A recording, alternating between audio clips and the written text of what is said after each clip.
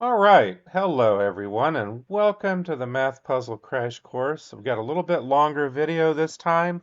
I want to go through in some more detail on the order of operations convention. I've had a few problems recently, some small example problems that I've given. I'd like to go more detail.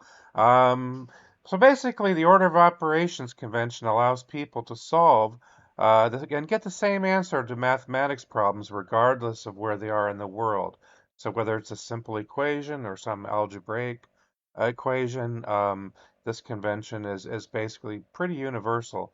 And the origins of the convention can be traced back to some of the earliest books on algebra back into the 16th century.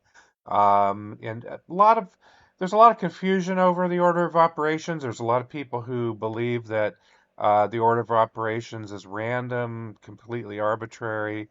And really, I think it's because they just lack a fundamental understanding of the relationship between multiplication, division, addition, and subtraction. And then there's some people on the other end of the spectrum who think that the order of operations is some rigid construct that, they'll actually look at things like PEMDAS, BODMAS, BEDMAS, or BIDMAS, some of the familiar acronyms, and they literally believe it's a six-step checklist. But what they forget is that there's only four steps. So even though you have six letters in the acronym, it's a four-step convention. But we'll get into that as we go. So first, I'm going to say that PEMDAS and BODMAS and some of the other acronyms that you might know, and the order of operations, it's not incorrect. But what's wrong is our understanding of the relationship between multiplication, division, addition, and subtraction. So for example, here I've got an example of PEMDAS, which is, one of the more common acronyms. And a better way to probably write it would be to write it out vertically, where you have P, then E, and then MD, and then AS on the last line. Or you could have written it PEDMAS as well. Doesn't really matter, or PEDMSA, however you want to say it. Basically, my point being that multiplication and division have equal precedence, and they're just solved left to right.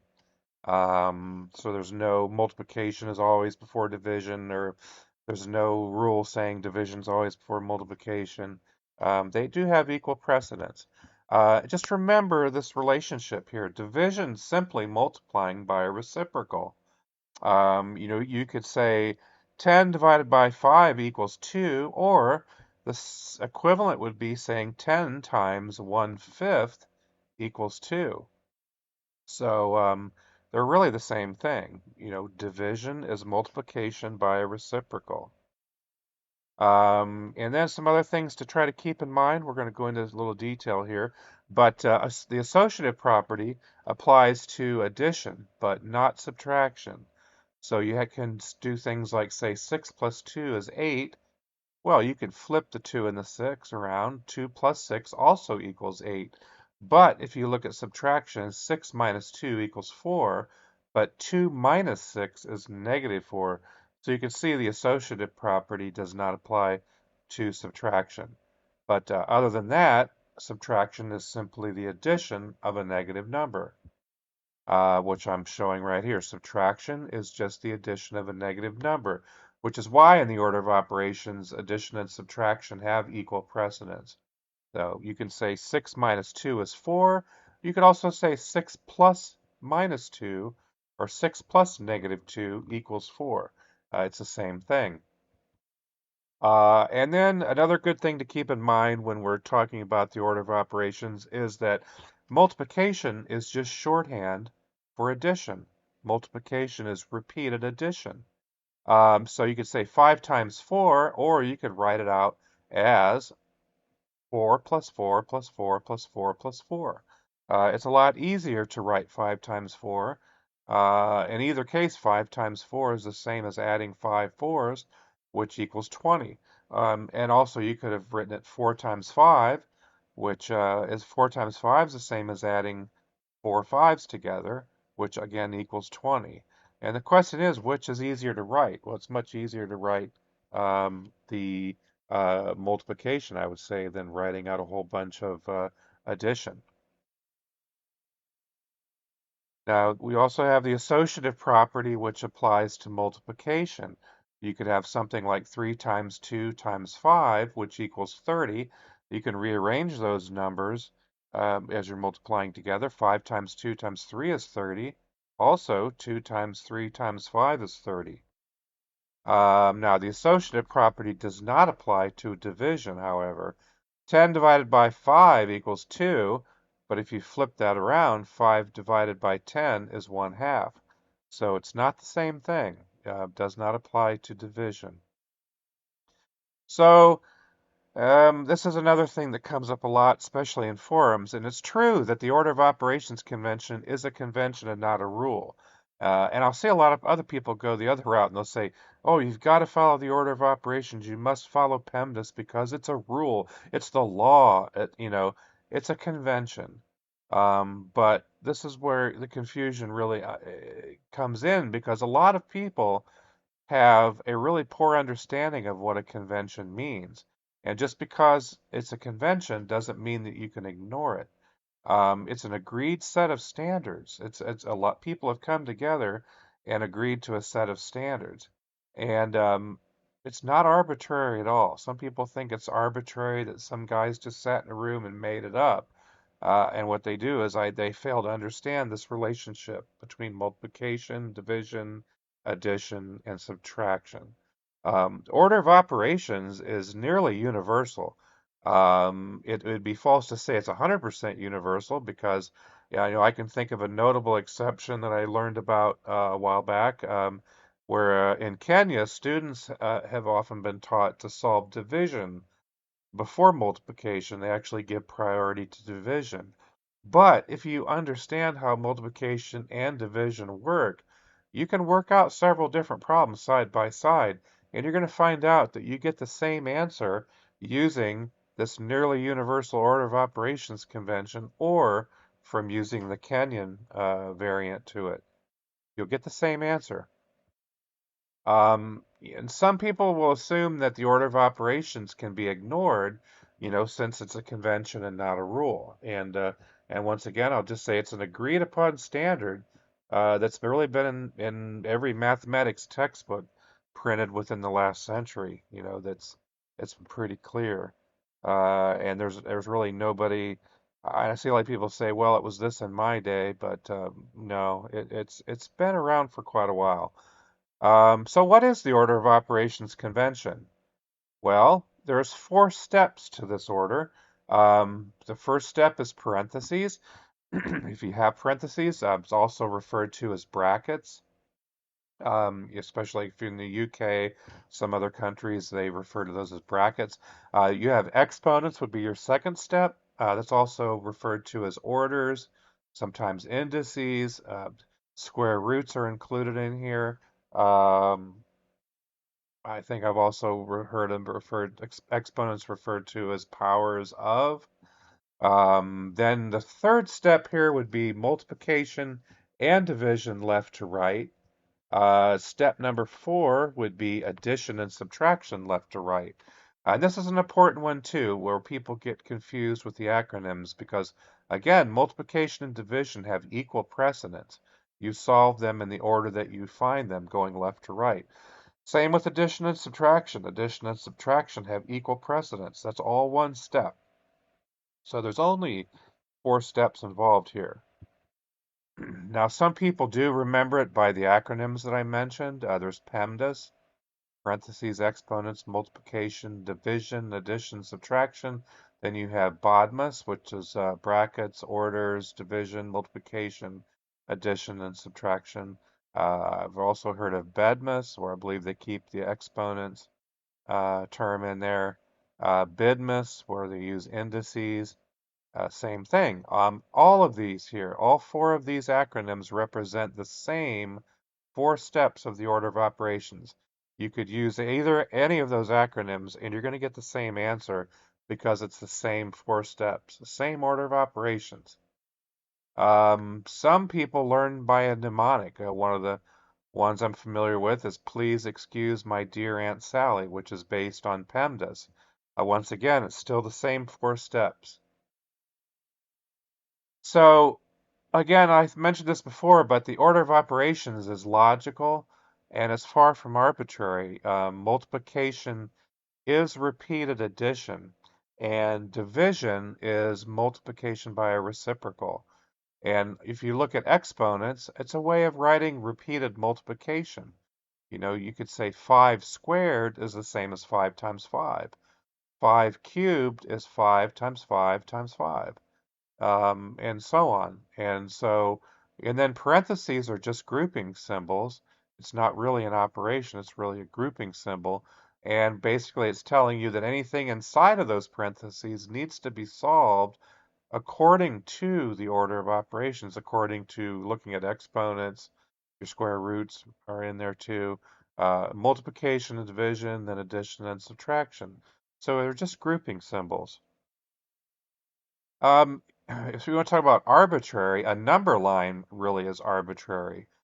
We could have just as easily displayed positive numbers to the left of 0, as I'm showing down here, instead of to the right. Normally, when you look at a number line, you're going to have 0 in the middle. All your positive numbers go to the right. Your negative numbers start going to the left. -1, -2, I'd have -3, and so on. And some people think the order of operations is arbitrary, just like this, which is false. There's a lot behind the order of operations. And again, if you think the order of operations is arbitrary at this point, then you've basically ignored the detailed explanation I just gave about the relationship between multiplication, division, addition, and subtraction. And I'll also say, don't make that logical mistake. I always see that where someone posts a link to a video about the ambiguities in some problems or how some people hate PEMDAS and BODMAS. Frankly, I'm not a fan of the acronyms unless you give some kind of context with those, because a lot of people look at those things, like look at the acronyms, and think they're a 6-step checklist when it's just a 4-step convention.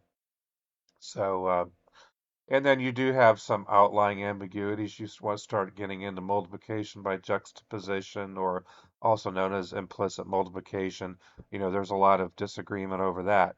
But we're not talking about any of that here. We're talking about, the standard order of operations, which in the problems that I typically present, they're not ambiguous at all. They're very clear.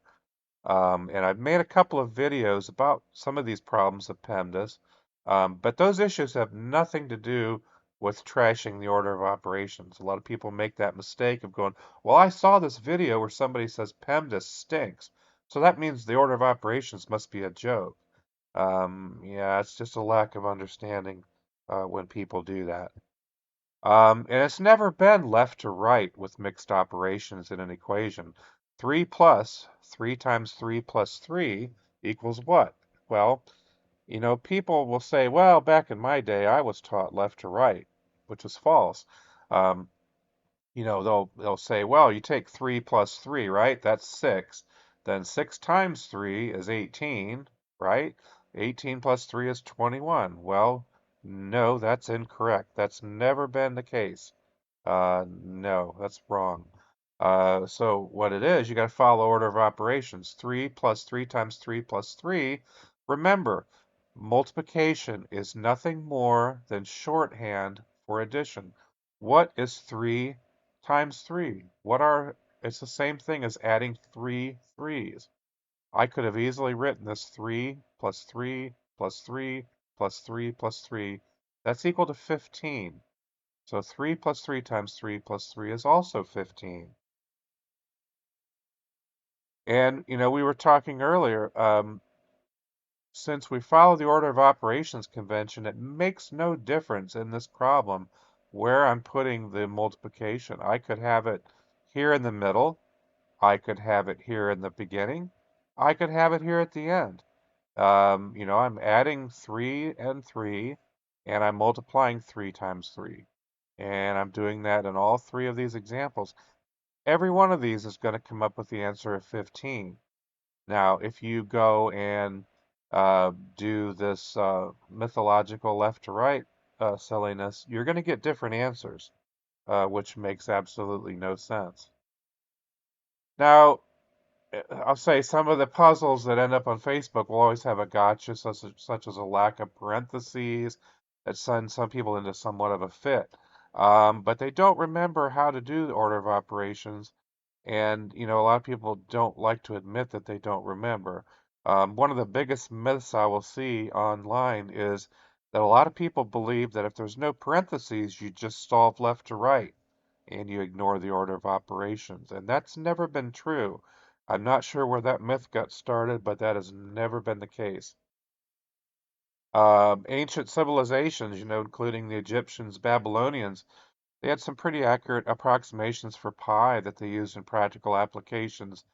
And you can see from the formula for the area of a circle, if you've done any kind of geometry, if you've ever looked at the equation or the formula for the area of a circle, it's A equals pi r squared. So if you believe things were solved left to right, then, please explain to me the formula for the area of a circle. It's pi r squared. Pi r squared is the same thing as saying r squared pi. It's also the same thing as saying pi times r, or r times pi. There's no parentheses in that formula. There never has been. A equals pi r squared. Once again, you see no parentheses. But once again, it's r squared. You don't take pi times r and then square it. It's always the radius squared. But the formula has always been written in this manner, no matter what. So this is kind of debunking this left to right mythology that goes around a lot. So here's some examples. These are some common ones you'll find online. 50 plus 10 times 0 plus 7 plus 2 equals what? Okay, well, here again, multiplication is first. We have no parentheses. We have no exponents. We have no division. We got multiplication. 10 times 0 is 0. 50 plus 0 plus 7 plus 2 is 59. I'll see a lot of people do things like add 50 plus 10 and then multiply it by 0. You do not do that. The answer is not 9 and it's not 69. Here's another one. 5 plus 5 times 5 plus 5 equals what? Again, multiplication is first in this problem. 5 times 5 is 25. 5 plus 25 plus 5 equals 35. The answer is not 55. I will see a lot of people answer 55 because once again, they're taking 5 plus 5 is 10. Then they're going 10 times 5 is 50. 50 plus 5 is 55. But they're just going left to right, which has never been correct. Here's another one. 2 times 1 plus 6 times 6 equals what? Again, multiplication has precedence before you do the addition. 2 times 1 is 2. 6 times 6 is 36. What's 2 plus 36? It's 38. The answer is not 48. Okay? Once again, here's another one. 4 times 3 plus 5 times 2 plus 9 times 6 equals what?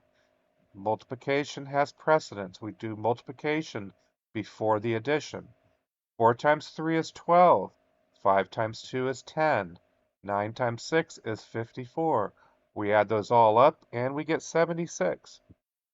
So the fallacy of this left to right method is further exposed when we try to legitimately rearrange the multiplication in the problem. You're going to get different answers if you try to blindly solve it left to right. I could rearrange this problem here and make it 5 times 2 plus 4 times 3 plus 9 times 6, still going to equal 76 when you follow the order of operations convention. As soon as you change the problem around and discuss it using money, sometimes it triggers a remembrance of the order of operations.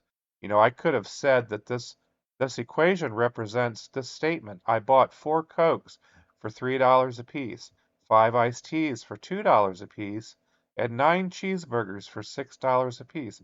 How much money did I spend? Well, that would be represented by 4 times 3 plus 5 times 2 plus 9 times 6.